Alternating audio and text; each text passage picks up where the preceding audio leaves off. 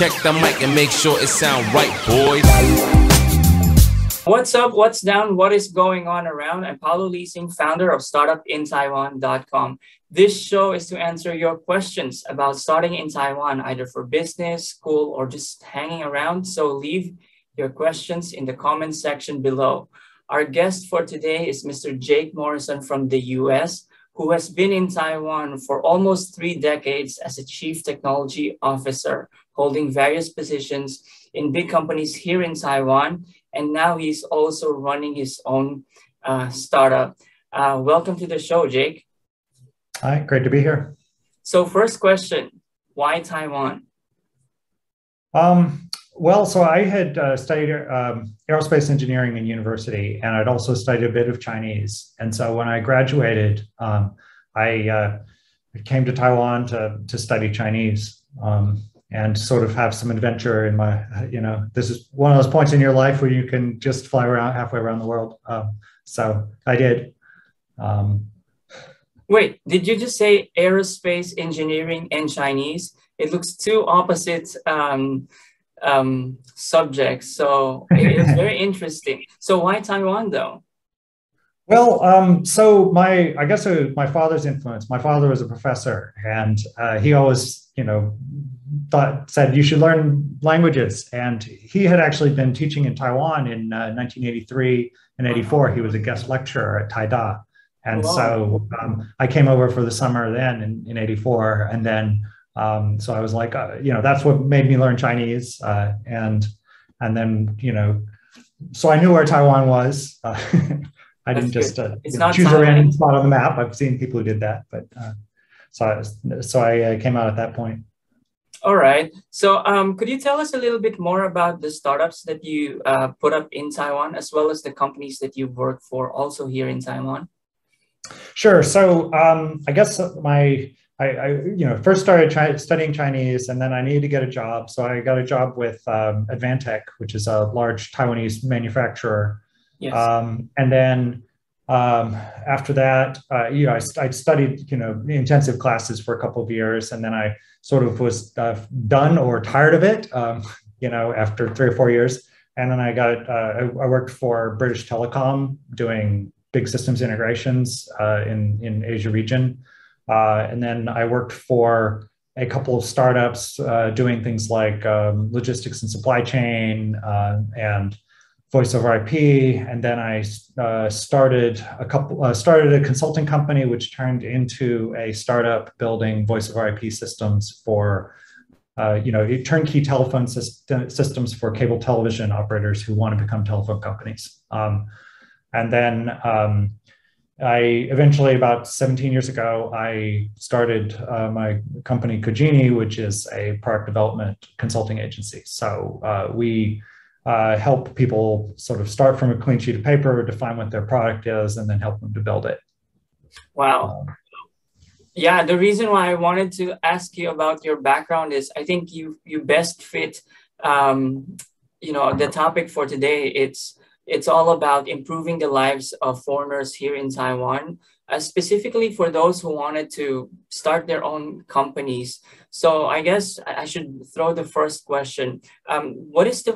For the 3 decades that you were in Taiwan, what do you think should be improved in terms of easing the way of conducting businesses, specifically for foreigners?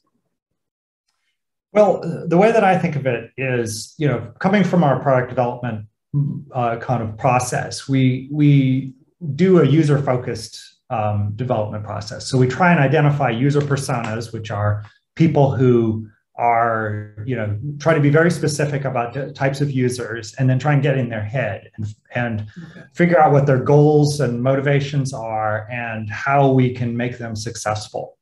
And so I think the key for sort of Taiwan is to say, like, okay, at each stage in your life, what is it that, what do you need? What would attract you to Taiwan? What would push you away from Taiwan?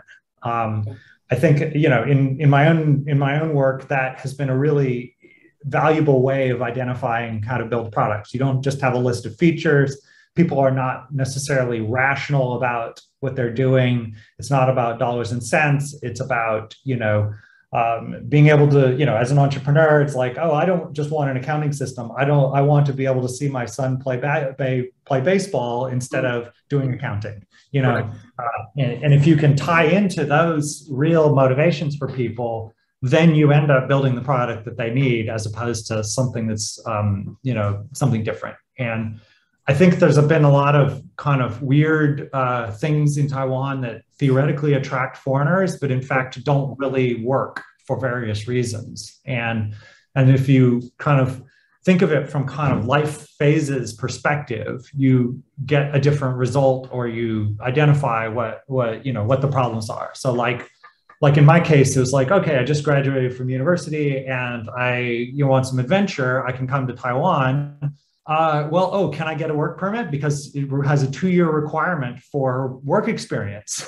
Yes. Oh, hey, well then you just killed it. I can't come to Taiwan, right? Because I just graduated from college, right? Now, and that was my situation actually, but because Advantech had enough pull because they're a big company, somehow this requirement did not matter. Or maybe because you graduated from a really good school with a super serious degree. I would say super math degree. Something like that. Yeah. And then, so you're like, okay, what is it that's going to bring you to Taiwan at this point? You run into similar issues with interns where, can you even have an intern? Or there's a minimum salary in order to be able to hire a foreigner or something like that. Right. So you can't have an unpaid intern or something like that. So there's certain sorts of things like that. I guess the sort of basic life phases is like, okay, you're young, you're coming out for some adventure, and then maybe you worked for a couple of years and it's time for you to start your own company. Then maybe you've run your own company, or you've started and failed a couple of times, and finally you've got something that works and you grow to be larger. You'd like to hire some people. And then maybe you're running your company some more, and then you're like, okay, now I've got kids, they've got to go to university. Where are they going to do that? Are they going to do that in Taiwan? Are they going to do that somewhere else? Do I have to put them in the international school, which is expensive? Do I just send them? Is it time for me to go back to America? Or you get older and you're like, well, now like me, I've got my parents are getting old and I need to be looking after them. Can I bring them to Taiwan? Or they can't even get a visa right now. So and then it's like, oh, what's the medical care look like? And then, you get to be older and you're like, well, I'm looking, 15, 20 years in the future. Can I retire in Taiwan? Do I have, some sort of sense of security that allows me to plan my life? Or is everything always sort of temporary? And so a lot of the kind of current regulations, they look superficially reasonable, but they have problems with them. Like the APRC is a quote unquote permanent ARC, but if you leave Taiwan for 6 months, you lose it. So it's like, well, that's not very permanent. Can I rely on the APRC in order to be able to leave to go look after my elderly parents and then come back? Or, oh, look, I don't now no longer qualify for an ARC because I haven't met the residence requirement.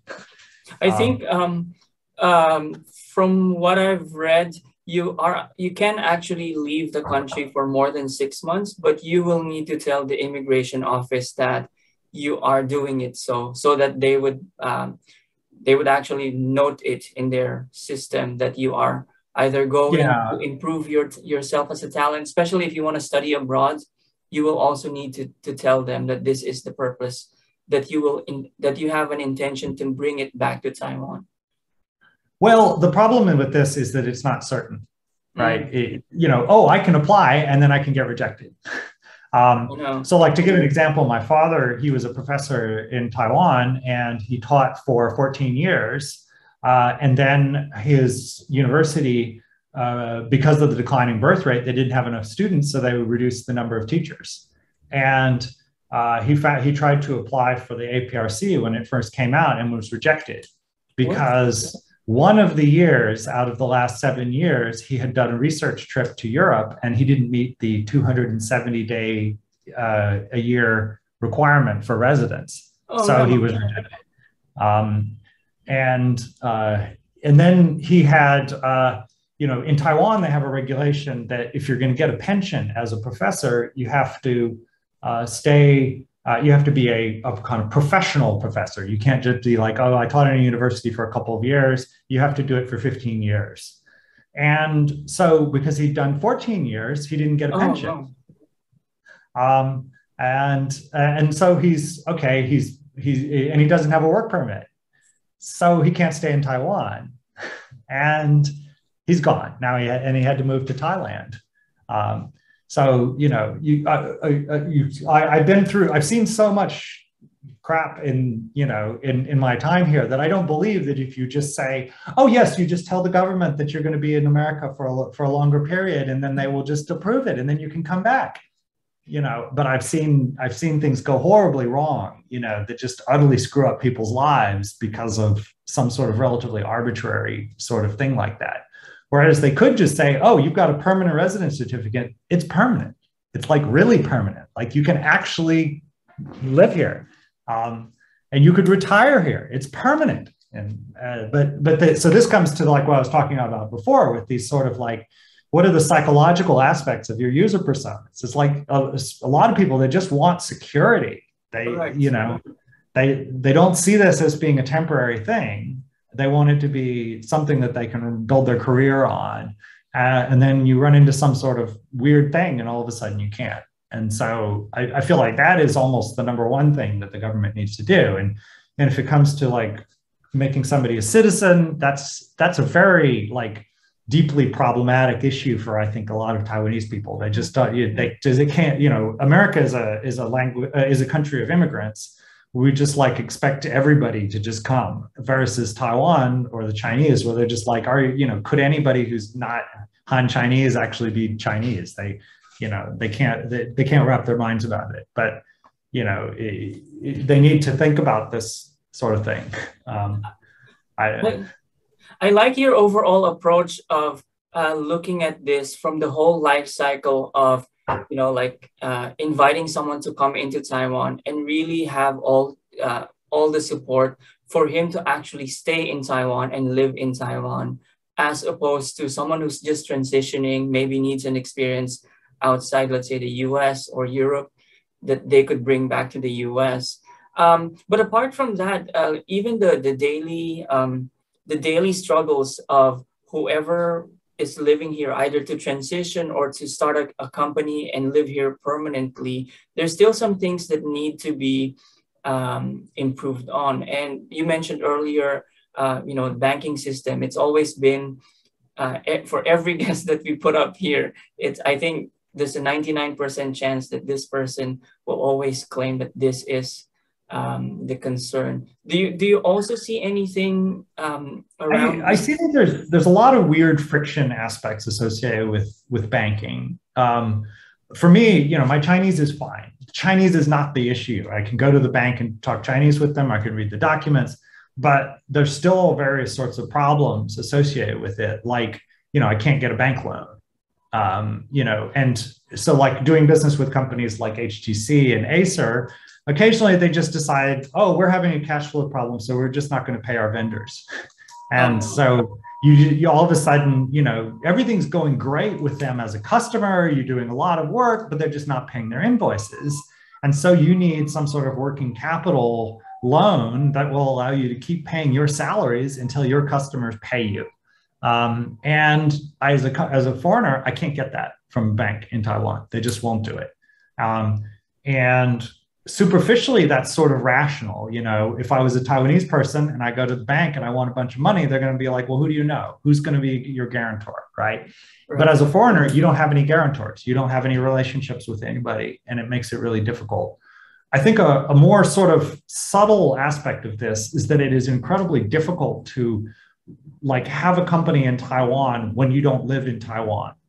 In other words, if I'm going to be, running the company, I need to be running off to the bank every every 2 months in order to do this or that. And so if I could do all the banking online, then everything's fine. But I can't do that. Like I have a, headquarters in Hong Kong, and I haven't been to Hong Kong in, I don't even know, 5 or 10 years, and everything's fine. Whereas I could never do that in Taiwan. And I can't even have a personal bank account if I'm not a resident in Taiwan. So it just makes it incredibly difficult to run a company in Taiwan. So the banking system aspects are really much more fundamental than the sort of surface level annoyance. It's just, and some of it's government regulation, but some of it's just banks being old fashioned. Right. I don't know. And part of it, I've done international FinTech startups, and it's like, we just can't get licenses to do things. So there's no competition can come in that will do things in a better way. So that's more of a government level problem to solve, I think. I'm going to go back to that FinTech licenses. But before that, I just want to talk about one of the articles that we posted on startupintaiwan.com. And this is actually a guest article or submission by another foreigner. And one of the key things that he mentioned is that because, as you know, the government is giving out gold cards.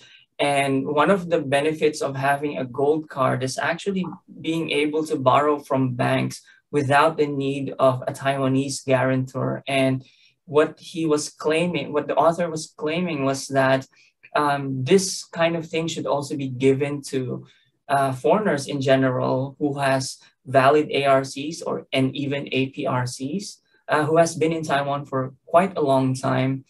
Any comments on these? Yeah, I would love that. I mean, I look at a lot of the gold card stuff and it's like, well, that sounds great, but I don't have it. So, Taiwan is doing a lot of things to attract relatively temporary people. The gold card, but also the entrepreneur visa. And so, if they would just support the long-term people, then it would be better. I'm actually surprised because your startup has been up for like 17 years, and you have quite like a good amount of like credible clients, like legitimate big clients, and you're still unable to get a loan from the bank, is what you're saying? No, they just won't do it. I can't even get a credit card. I mean, First Bank won't give you a credit card unless you've got $1 million in revenue. I mean, it's just crazy, that we're just considered high risk. I don't know. I mean, if I was Taiwanese, maybe I could. It really just comes down to their risk profile. I've had situations where I can't get phones for my mobile phone accounts for my daughters just because I'm a foreigner. Oh, foreigners are only allowed to have one, or something like that. Oh no. And I had one big argument with Zhonghua where it was just like, at a certain point, it's like I asked the girl across the counter, it's like, how old are you? And it's like, well, I've been in Taiwan longer than you've been alive, and you still consider me to be untrustworthy because I'm a foreigner. It's oh no. So it's policy for that. It's foreigners are scary kind of thing. All right. Okay, I'm going to go back to that FinTech related stuff, because a lot of FinTech is quite where most advanced economies are going to. But what about FinTech industry in Taiwan? I think they're incredibly frightened about influence from China, I guess I would say. I have a customer that's doing international remittance business. So basically they transfer money from workers in Taiwan to the Philippines or things like that. And they applied for a license and were rejected, and it's been 3 years. And now they're finally in the quote unquote sandbox where they're allowed to operate in a restricted level. But it's just like, how do you even function, right? If you can't get a license. Meanwhile, the Taiwanese banks can do this. But if you're not a bank, then you just can't operate. So they would have to open things up. And I had some very frustrating conversations with the government regulators where it's just like, look, people are doing this kind of international money transfer, but it's all illegal. It's all under the, under the covers. You have a lot of money that goes back and forth with China. It's the mob, it's whoever it is. And we want to make this all legal. And they're like, no, we don't, we're not interested in it being legal. Because somehow the people who are moving the money now are more important than the fintechs. I also want to be a little bit fair with the government. A few weeks ago, I got some sort of like an insider information that upon releasing that article that we had, there's actually some talks about improving the benefits for those who are non-gold card holders, but are maybe APRC holders or ARC holders. Number one, in terms of access to loans, I think this is in the works. As far as fintech is concerned, it looks like this is not just one agency who needs to approve something. It's like a multi-agency that needs to approve, give like a certain approval. But it's also in the works. But it feels like it's as opposed to in relation to the timing. That is something we don't know. But just to give like, I'll just say, the thing that made the biggest difference in my life was joining Family Visa, which happened about 25 years ago, and I never would have been able to start my company if that didn't exist. Before that happened, I had to have a work permit in order to be able to stay in Taiwan. Wow. And even when my kids were born around 1997, 1999, they couldn't get Taiwanese citizenship because their citizenship all came according to the father. So about 3 years after they were born, they finally got dual citizenship. So it's like, but nothing has like fundamentally changed in my life since those points. So it's been 20 years of waiting for things to get slowly better. I feel like somebody needs to really get serious about what it would take to make life better for foreigners. But you've been living here for almost 3 decades. So I go back to that question, why Taiwan? Why stay here then? Well, sometimes I think I'm nuts. I really like it here. I mean, it's quality of life here is good. I get along with everybody. It's great. It just has certain things that fundamentally make it difficult at points. Which I actually agree. I mean, I've been here for like 13 years, and yeah, I love it here. And this is the reason why I'm pushing this YouTube channel, this website, to basically help improving the lives of foreigners here, and also for to attract other foreigners to come here and see how how life is here in Taiwan. But of course there's a lot of improvements that need to be done. I'll give you an example. Like in Hong Kong, they had the working holiday visa for Commonwealth countries. Like a lot of the Commonwealth countries, Canada, Hong Kong, Australia, UK. If you're part of the Commonwealth, it's just super easy to just get a visa. You can just say, okay, I think I'd like to go to Hong Kong. And they're like, okay, you can just go there and get a job. It's just super easy.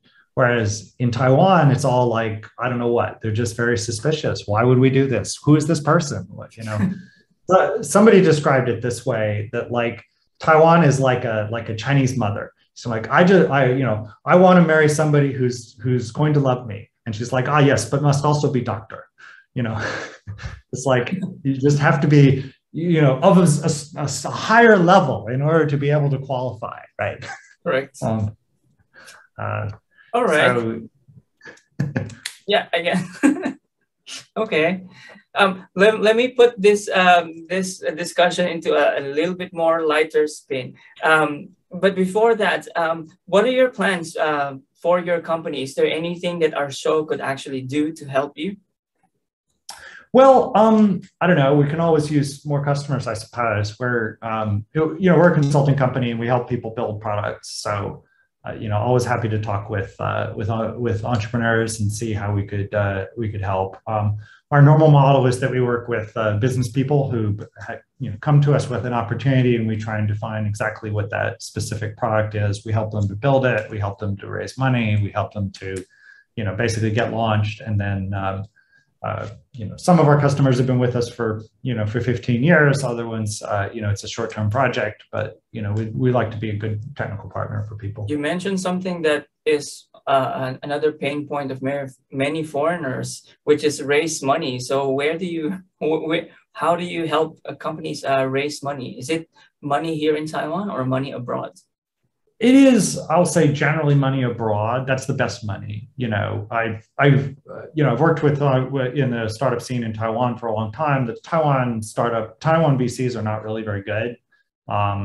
There's it's very common for Taiwanese, if you have a startup and you start raising money, you go pitch to the VCs, in America, and they're like, okay, we love you. We're going to invest in you. Now you're moving to America. And everybody's like, okay, sounds good to me. So it's the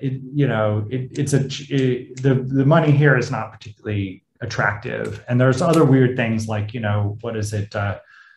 Jack Ma was like, I'm going to put $100 million into the Taiwan startup scene, and the government said, no, you're not allowed to do that. No. Yes. So it's like, well, okay, what percentage of that would have been mine? I don't know. Correct. But yeah, so the environment here is sort of challenging. It's like Taiwan would be a great place to do startups, but you end up with visa problems and stuff like that. And also, I'll say kind of one of the more fundamental problems about Taiwan is that as a foreigner, it's generally better to have your headquarters out of Taiwan. So it makes it incredibly challenging to say, okay, I'm going to make a startup and it's going to be a Taiwanese startup because tax reasons or access to incentives like stock options and things like that are just difficult for foreigners, particularly setting up Taiwanese startups. So you're like, well, okay, I'm going to set up in Cayman Islands, or I'm going to set up in Hong Kong or Singapore, and maybe I'll have a branch in Taiwan. And if you could somehow say, okay, Taiwan's going to be the best place in the entire world to be the headquarters for your startup, well, that would change things quite a lot, wouldn't it? All right, got it. All right, let's do fast round. You just have to tell me what first comes to your mind. Are you ready? Sure. What is your daily breakfast? It's either the breakfast shop with a danbing or it's cereal, depending on the day. What show are you currently watching on Netflix? I don't really watch television. Okay, are you one of those who cut their subscription on Netflix? Well, my wife's got the subscription and my kids have the subscription. I just read books mostly. All right. So. Are you a morning or night person? Morning person. Android or iOS? iOS. I'm a total Apple person. So it's Mac. I'm sure you're Mac. Okay. Yeah, and iPod, AirPods, and iPhone, and everything. Okay. Favorite game or games? Don't really play games. Favorite movie of all time? Don't really have a favorite. Favorite book? I guess no particular favorite. I just read a lot. I'll read a book a week, so I can't say any one of them is going to be my favorite. So which one did you read the last?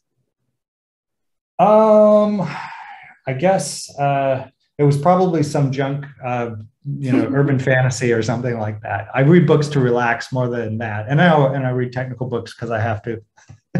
Got it. Favorite Taiwanese food? Oh, I guess it would probably be the danbing, breakfast food. Do you have a not so favorite Taiwanese food?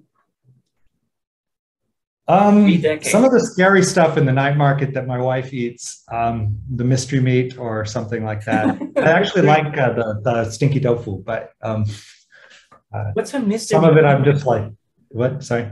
What's a mystery meat? Oh, it's like, oh, look, I guess that's part, chicken feet and some, Okay.